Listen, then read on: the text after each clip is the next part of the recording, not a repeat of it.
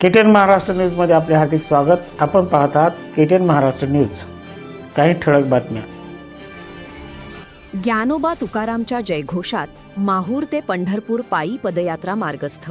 7 वर्षांची परंपरा कायम राहते। माहूर प्रतिनिधी। ज्ञानियाचा राजा गुरु महाराज, जगतपिता माझा पांडुरंग।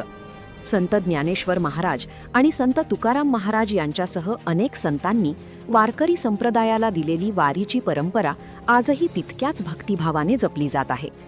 आषाढी वारीचे वेध लागताच ऊन, पाऊस आणि चिखलाची पर्वा न करता लाखो वारकरी विठू नामाच्या गजरात पंढरीकडे कूच करतात। याच परंपरेचा वारसा जपत माहूर येथील श्री गुरुदेव नागनाथ दत्तप्रसाद आश्रमाची 7वी पायी पदयात्रा आज पंढरपूरकडे रवाना झाली।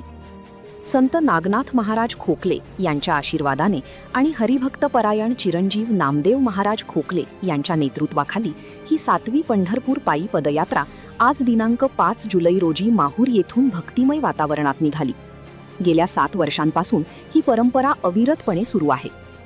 या भव्य प्रस्थान सोहळ्याला माहूरचे पाणीपुरवठा सभापती अशोक खडसे, भाजपाचे नगरसेवक श्री गोपू महामुने, मुंगसाजी महाराज खोकले, सुमित कडसे, कृष्णा नडकुंटीवार मांडवा यांच्यासह अनेक मान्यवर आणि समस्त भक्तगण मोठ्या संख्येने उपस्थित होते।